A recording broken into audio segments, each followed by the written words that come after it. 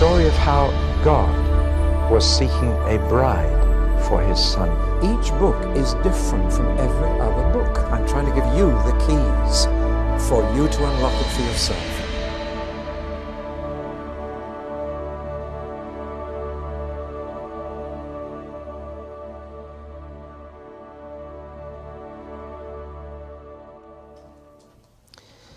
Well, if you enjoy reading escape books, and I do, you will love the book of Exodus. It's the story of the biggest escape in history, I believe. Over 2 million slaves escaped from one of the most highly fortified nations in the entire world. It's a miracle. In fact, it was a series of miracles. So here we have this tremendous escape story. Moses actually saw more miracles than Abraham, Isaac, and Jacob put together. It is just one string of supernatural interventions on behalf of the people. Some of the miracles sound a bit like magic, as when Moses' stick turns into a snake and then back into a stick again. But most of these miracles are clear manipulations of nature. They certainly couldn't come under that blessed title of psychosomatic miracles. In these instances, God is actually manipulating what He's created for the good of His people. Now, the whole event of the Exodus had a profound significance in two regards. First of all, it had national significance for the people we call Israel. This was the beginning of their national history. This was when they got their political freedom. This is when they became a sovereign nation in their own right. And though they didn't yet have a land, they were now a people, a nation, with a name of their own, the name Israel. And forever afterwards, they have celebrated this event once a year. They hold their Passover, much as in America they celebrate July the 4th for the day of their independence.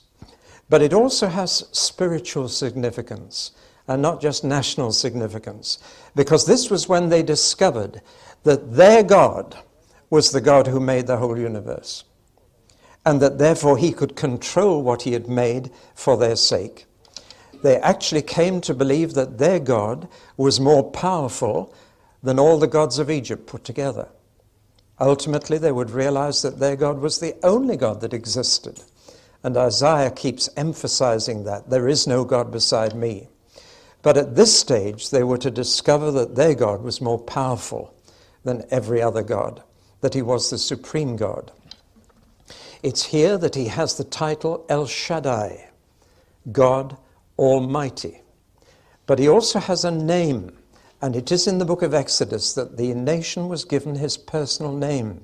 Somehow when you know someone's name, a relationship becomes more intimate and more personal. That's why you're all wearing badges with your name on, because that helps you to begin to relate in an intimate and personal way. You can peer at the badge and say, "Hello, Peter," and somehow that helps. And God has a name as well as many, many titles. And His name is Yahweh. I don't even know if I'm saying it correctly, because I have yet to find a Jew who will tell me how to say it. They dare not even say the name in case they take it in vain. So I'm hoping I'm pronouncing it right. But the name Yahweh doesn't mean much to me. It doesn't set my heart on fire. It's a funny word. It's not English. And some time ago I was praying and I said, "Lord, please give me an English word that will convey the meaning of Yahweh to me, and also give me the feelings it aroused in your people." And immediately into my mind came the name Always.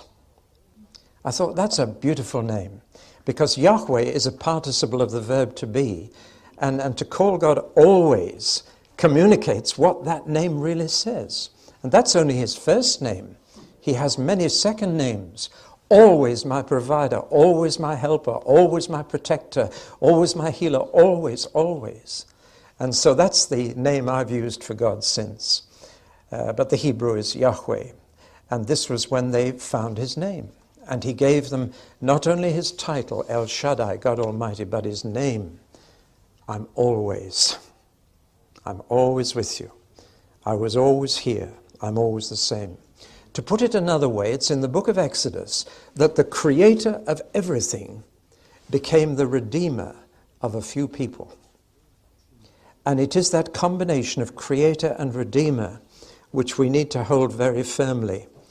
I'm afraid some Christians go to the extreme of only thinking of God as creator, and some only think of his redeeming power, but they belong together.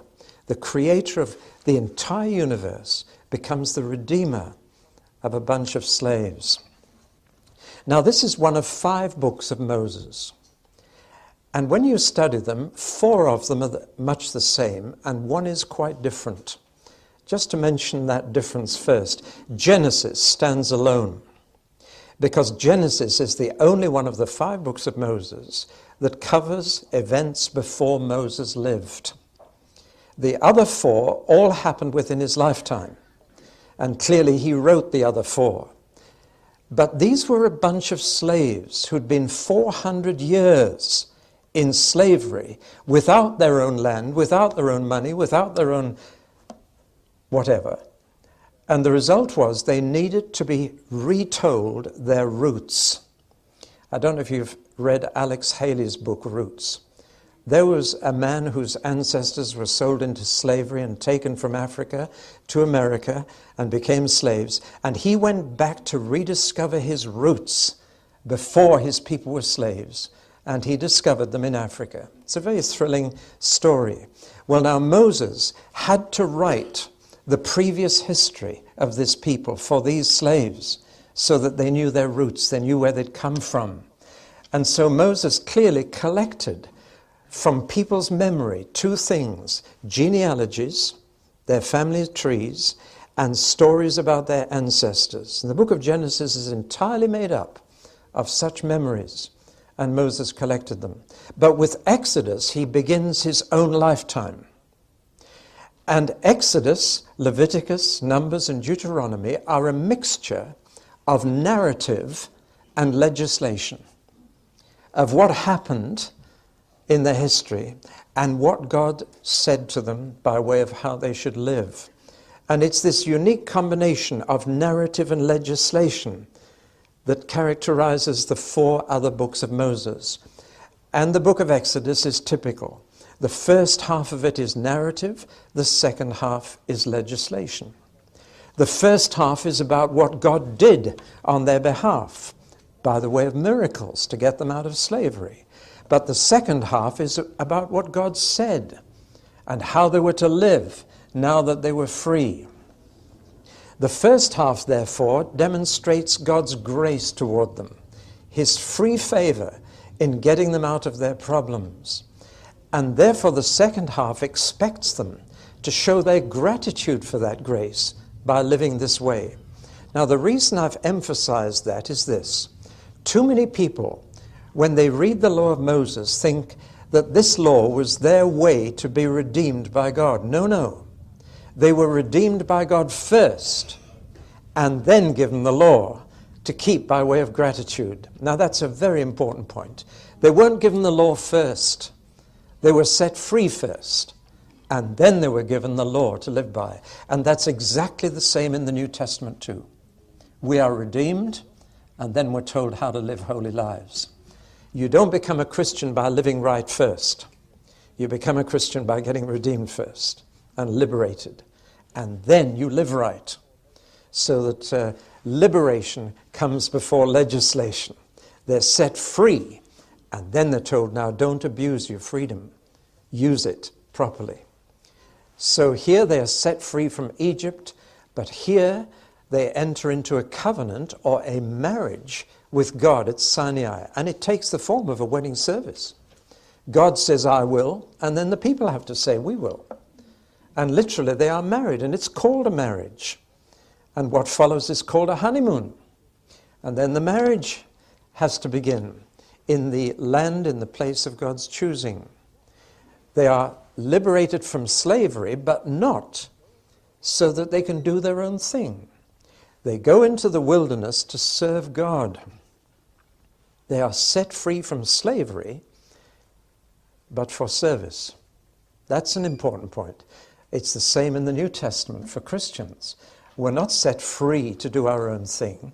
We're set free to serve God, whom to serve is perfect freedom.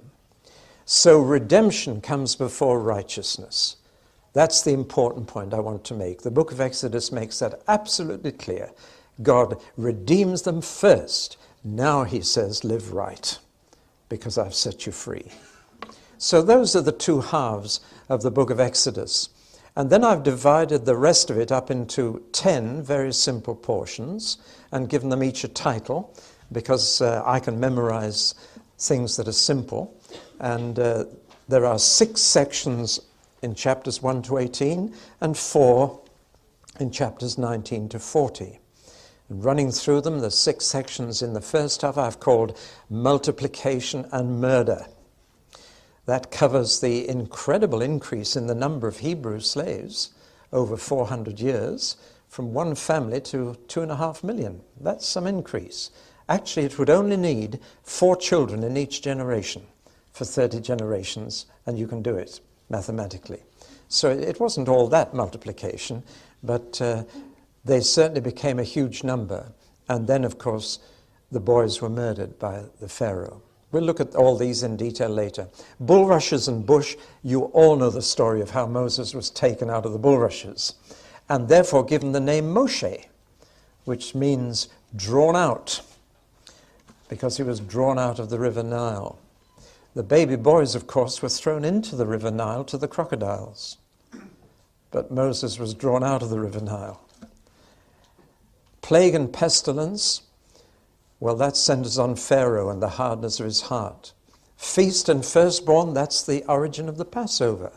We'll look at that in greater detail. Delivered and drowned is the crossing of the Red Sea, but they weren't drowned, but the Egyptian army was. Provided and protected talks about their journey from Egypt to Sinai and some of the things that happened, how God protected them and provided for them in a wilderness where the Egyptian army in the Yom Kippur War was perishing after 3 days, and yet 2.5 million people survived for 40 years. Again, God had to do a lot of miracles. In the second half, we have first of all the commandments, and especially the 10 commandments. And these were sealed in a covenant, a marriage between God and his people. And God said, I will, and they said, we will. And that bound them together forever. God never goes back on a covenant. And then in chapters 25 to 31, we have the fact that God is now going to live among them. And therefore he needs a place to live. He needs a tent.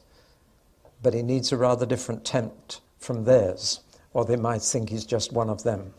And so we have the specification of the tabernacle, and God provides specialists, people who've never made anything but bricks up till now, and now they've got to work with gold and silver and wood, and God had to teach them those skills.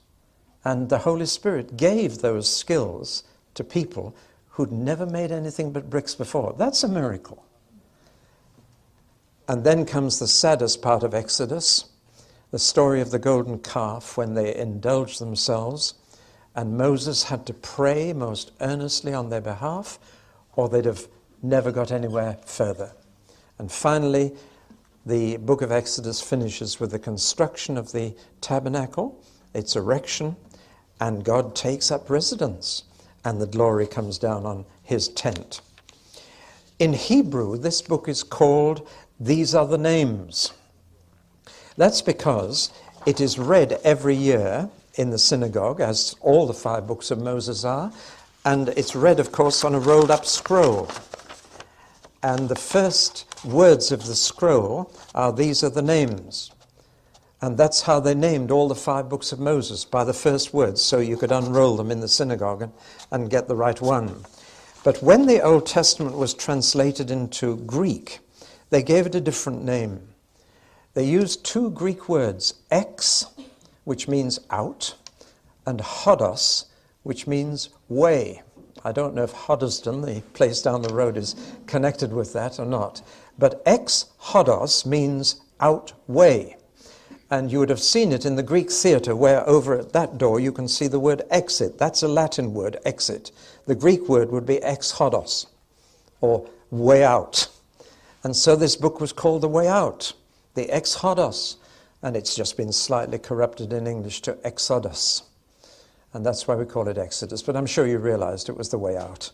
It sounds too like exit. Right, well, let's look at the first half of Exodus in this talk, chapters 1 to 18. There are many so-called problems in this first half. It is so obvious an unnatural story. This kind of thing doesn't happen every Tuesday. And when you read through one thing after another, makes you wonder at times, did this really happen? And there are plenty of people to tell us it didn't, and that we're reading about legends and myths. There was a series on television not long ago which took that line and tried to tell us that there were a whole lot of legends gathered around the beginnings of the Israelite history. Well, is it myth or miracle? Why are there these problems? Well, the first reason is that there's no secular record of these events. Outside of the Bible, there is no trace whatever of any of this in any Egyptian records, for example. Now that is astonishing because they did keep pretty good records. And that's one of the reasons that people say, oh, this must be legend. Well, I can think of a jolly good reason why the Egyptians didn't record this. Can you? Yes, you've seen it already. I'm quite sure they didn't want to record for posterity such a humiliating experience as seeing their best chariots and charioteers drowned in the Red Sea.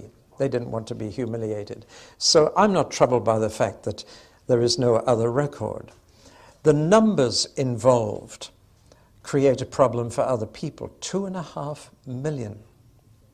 I mean, that's a huge number. If they marched 5 abreast, I suppose the column would be about 110 miles long and would take, months to pass. It is an enormous number. 2.5 million. Men, women, and children. To say nothing of all their animals. And we're told even some Egyptians came with them. That's an interesting little point.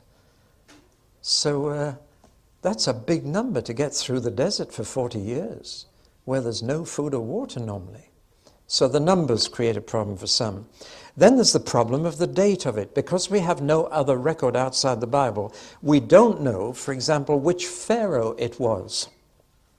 And therefore we don't know which century it was. And there are 2 possibilities that these scholars look at. One is the 15th century BC, and the other is the 13th. If it was the 15th, it was a pharaoh called Thutmose. But if it was the 13th, and to be frank, that's the one I go for, I believe all the evidence points to the 13th century, then it would be this pharaoh, and I've got a picture of him for you, just to show you what an impressive character he was. He even had 4 statues of himself made, not content with 1. He had 4. This is Ramesses II. And you can just see the top of 2 people at the bottom of the picture to show you the size of these monuments. Now, this is what the Israelites were up against. See, we often treat Pharaoh as a little baddie. He wasn't. He was a very powerful emperor. And he had the most powerful military force in the ancient world. A man who could cause those 4 statues to be erected of himself, carved out of the solid mountain. He was no mean character. But in God's sight, he was puny. And it was no problem to God to deal with that man. But I believe you're looking at the likeness of the Pharaoh who was involved in the book of Exodus. Then there is division about the route of the Exodus. And there are 3 possibilities we're going to have to look at. Again, we don't know exactly which route they took. And there are 3 alternatives to consider, north, middle, and south. And we'll have to look at those. You see, all these questions have made scholars doubt whether they're reading fact or fiction, or perhaps faction, that modern mixture of fact and fiction, which we're now accustomed to with TV historical plays. Well, it does boil down to faith. And my faith says the most understandable explanation for the facts is the book of Exodus. And the facts are these. First of all, the existence of a nation called Israel. Now, nobody can dispute there is a nation called Israel in the world today. Where did they come from? How did they get started? How did they ever become a nation if they were actually a bunch of slaves? We do know that from secular records, that they were a bunch of slaves. Something dramatic is needed to explain the existence of Israel. Or take another fact. It is a fact that every year, every Jewish family celebrates the Passover. Now that's a fact. Every Jewish family does that. Why do they do it? You've got to have some explanation for such a ritual that has survived for so many thousands of years. Well, the book of Exodus provides the most reasonable explanation of that. Well, I could go on. There are fact after fact in our modern world which have to be accepted as facts for which you've got to find an explanation. And to me, the book of Exodus gives the best explanation of all the facts. Well, now let's run through the sections of this book and look at some of the points of interest. I can't give you a commentary on the whole book. I just want to take out of each section something that might have troubled your mind or some question that you might ask and try and give you an answer to that. Let's take multiplication and murder. The question that I have is, why did they stay so long in Egypt? 400 years. They went down there in the time of Joseph and Jacob, you remember, because there was a famine and Egypt had bread. And they simply went down there because there was more food. They went voluntarily. They were accepted as guests of the government. They were given a jolly good fertile piece of the Nile Delta called Goshen. And there they were during the 7 years of famine. But at the end of that time, why didn't they go back to their own land? Why did they stay? And in fact, they stayed so long that they outstayed their welcome. And that's when they were forced into forced labor. So why did they stay? Well, there's a human answer to that and a divine answer. And I'll give you both, because so often there are two sides to every question. The human answer is they were jolly comfortable. It was much easier to make a living in the Nile Delta than it was on the hills of Judea. Much easier. And it was fertile. The climate was warmer. There was no snow in the Nile Delta. There was in the hills of Judea.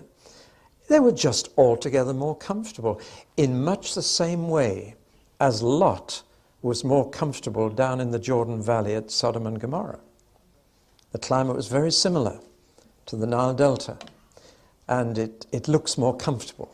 And people like to live in a more comfortable climate where life is easier, and that's why they stayed. Though God had never given them any land in Egypt, he said, I'm giving you the hills of Canaan. That's where you belong. But they stayed. Well, we can't blame them because we tend to do the same thing.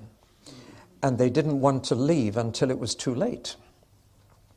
Amazing how many Christians find a new house before they start looking for a church or start asking how they're going to serve God there because they've seen a house that they like. See? Well, that's what they did. And they stayed in Egypt too long until it was too late and they weren't free to leave. And they were now in the position of being forced labor. That's the human answer. And then, and only then, they cried out to God and say, God, why are you letting us be slaves in Egypt? Isn't it amazing how we get ourselves into problems, then we start blaming God for not getting us out of them quickly? It's so human. But God didn't do anything about it for 400 years. And we've got to ask, why?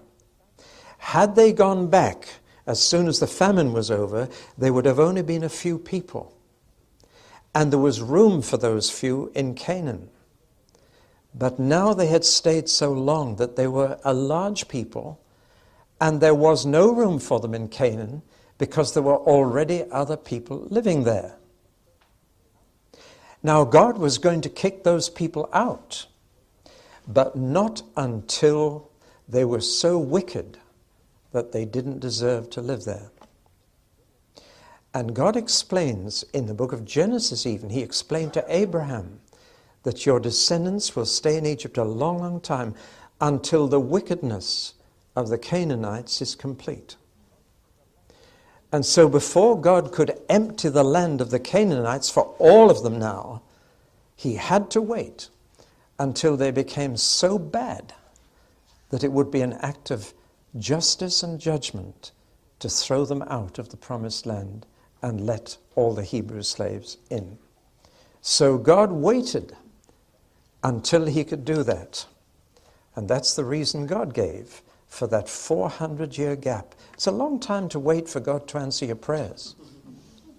You know, you pass it down the generation. Keep asking God, and one day he'll get us out of here. What patience you need to go on praying that. 4 centuries. But God heard, and at the right time he acted. Well, now they had gone through 3 oppressive decrees. The first was forced labor. Second was to make bricks without straw. Do you realize what that meant? Have you ever lifted up 2 bricks, one made with straw and one without? The one without is about 3 times heavier. See, the more straw you put in, the lighter the brick, and the easier it is to carry. But bricks without straw, that's heavy. And the Egyptians thought that if they did this, then they wouldn't have any energy left for leisure, mischief, or sex. That was the idea. And so that they'd be too tired even to make love, and therefore the numbers would go down again. In fact, the harder the conditions they made for the Hebrew slaves, the more children they had. So they had to introduce a 3rd decree, and that was that all the baby boys had to be thrown in the Nile to the crocodiles. The Nile, of course, is the source of life to Egypt. There's no life apart from the Nile in Egypt, but it was also the place of death for the Hebrew slaves. Well, now, that's the first section. The bulrushes and the bush I don't need to say much about, except to point out that Moses, like Joseph, was brought up in court, C-O-U-R-T, and therefore was given the best education. If ever you go along the Thames embankment in London, look for Cleopatra's Needle. There are 2 of them. One is in Rome, the other is on the Thames embankment. And those 2 were the gateposts of the Egyptian university. And when you see Cleopatra's Needle, you're looking at something that Moses saw every day as a student. He walked past that and had a university education. This, of course, made him far better educated than any of the Hebrew slaves. And this, of course, is why he was able to write the first 5 books of the Bible. And it says he kept a careful record of everything. And he collected people's memories. And he put together these 5 books. His education as an Egyptian prince was not wasted.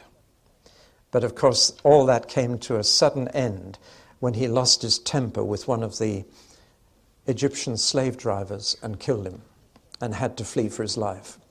Interesting then that he actually spent 40 years in the very wilderness where later he would have to live for 40 years with the people of Israel. So that again God prepared him for this. I don't know if you can do this, but I can look back on my pre-Christian days and see God preparing me for what happened. I remember going in for speaking competitions in the Young Farmers Club, little dreaming that in doing that, God was getting me ready for what I do now. And God got Moses ready for leading his people through the wilderness by making him spend 40 years there by himself, being a shepherd, looking after a few goats or sheep. But then he murdered the Egyptian guard. The burning bush is very interesting, not so much for the bush as for Moses' excuses. God called Moses out of a burning bush and said, take your shoes off, you're on holy ground. And then he said, now Moses, you're going to be the man to draw my people out of Egypt. You were drawn out of the Nile, but you're going to draw my people out of Egypt altogether. And Moses made 5 excuses as to why he shouldn't do it. And again, you might identify with one of these. First, he said, I am insignificant. Who am I that anybody should take notice of me? Have you ever said that? Well, God said, I'll be with you. Who am I? I'm the important one, not you. So he tried a second excuse. He said, I'm ignorant. What shall I say? And God said, I make you a promise. I'll tell you what to say. So he made a third excuse. He said, I'm impotent. I can't convince them. They won't believe me. And God said, my power is going to be with you. You're going to do miracles. Then he said, I'm incompetent. I'm not eloquent. Actually, I had a stammer. He said, I can't put words together. Did you ever say that to God? And God said, all right, your brother Aaron will be your prophet. So that tells you what a prophet is. A prophet is simply someone who's a mouthpiece. So you tell your brother Aaron what to say, and he will say it to Pharaoh. And that's all a prophet should do. He should just pass on a message. And the last excuse he made was, I'm irrelevant. Send someone else. Here am I, send him. Again, many have answered a call from God with that. Send someone else, please, not me. And that's when God promised him a partner. Let's move on to the plague and pestilences. 10 plagues. The Nile to blood, frogs, gnats and mosquitoes, flies, cattle disease, boils, hail, locusts, darkness, and the death of the firstborn. Now, what do you notice about those 10 plagues? The first thing I notice is that God is in total control of the insect world. Have you ever thought about that? See, in the book of Jonah, I remember telling you that the biggest miracle there is not the whale, but the worm. I mean, God tells a worm what to do. A whale's easy. Training worms is a little harder, but God can do it. And God can tell mosquitoes and locusts what to do and where to go. He can tell frogs what to do. Tremendous sense of God's control of what is created in these plagues. But there's something else about these. First of all, do you notice their increasing intensity? There's a build-up from discomfort to disease, to danger, to death. The plagues gradually got worse as Pharaoh and the people refused to respond to these warnings. But I think what many Christian readers miss is that this was a religious contest. This was a contest between gods. Because every one of those plagues was an attack on a particular god worshipped by the Egyptians. And that gives the plagues a real meaning. Let me just run through some of the Egyptian gods. There was Khnum, the guardian of the Nile. Hapi, the spirit of the Nile. Osiris. And it was believed that the bloodstream of Osiris was the Nile. Then there was Hecate, a frog-like god, a god of resurrection. There was Hathor, a mother goddess, was a cow. And then there were a number of sacred bulls. The god Apis was a bull. And the god Mnevis was a bull, the sacred bull of Heliopolis. Then there was a god of medicine. Then there was a sky goddess, a goddess of life. Another one, Seth, was a protector of crops. And then there were 4 sun gods. And on top of all that, Pharaoh was supposed to be divine as well. So that can you see that these plagues were specifically directed against Egyptian gods? And the message was very simple. This God of the Hebrew slaves is far more powerful than all your gods. And still they didn't listen. Now there's a bit of a problem about Pharaoh's heart here that I need to mention. It says God hardened Pharaoh's heart. And some, I'm afraid, have made too much of this and erected a doctrine of predestination on it, especially in the light of Romans 9, where Paul talks about God hardening Pharaoh's heart. And you can go overboard on predestination, saying it's up to God to choose whether he softens someone's hearts or hardens them. It's his choice. We don't know why he makes his choice, but he makes the choice, and he chose Pharaoh, and he said, right, I'm going to harden his heart, as if it was a bingo game. And I say that reverently, but that's the kind of God that sometimes is preached, a God who just picks names out of a hat and decides to save some and send others to hell, and harden some and soften some. That's not what the Bible teaches. If you study this carefully, you'll find this. 10 times Pharaoh's heart was hardened. But the first 7, Pharaoh hardened his own heart. And after he hardened it 7 times, God says, right, if that's the course you're choosing, I'll help you to go further down that road. And 3 times, God hardened it for him. Now that puts a whole different light on it to me. God only hardened Pharaoh's heart after Pharaoh had deliberately and repeatedly hardened his own heart. And indeed, that's what God does by way of punishment for people. He says, if you go down this road, all right, I'll help you down this road. If that's what you really want, then I'll give you a push. And the last book in the Bible says, let him that is filthy be filthy still. In other words, if that's the route you've chosen, God will help you down that route. But there's no arbitrary choice here. Pharaoh hardens his heart first, and then God hardens it for him. I've just said that because so often the hardening of Pharaoh's heart has been misused to preach a kind of arbitrary predestination which the Bible doesn't teach. God responds to our choices. And if we persistently choose the wrong way, God will help us along that route to demonstrate his judgment if we refuse to be a demonstration of his mercy. Then we come to the Passover, the feast and the firstborn. This has a direct connection with the 10th plague. The 10th plague was that every firstborn boy in every Egyptian family must die. But that would also happen to the Jews unless they did something about it. What they had to do was to paint some blood on their doorpost. Now, blood is scarlet, maroon, which is the hardest color to see in the dark. Don't know if you knew that, but blood is the hardest thing to see in the dark. You try it sometime. But an angel would see it. And the angel of death would come to Egypt that night, and when he saw the blood on the doorpost, in the dark, no street lamps, just dark, he would pass over that house.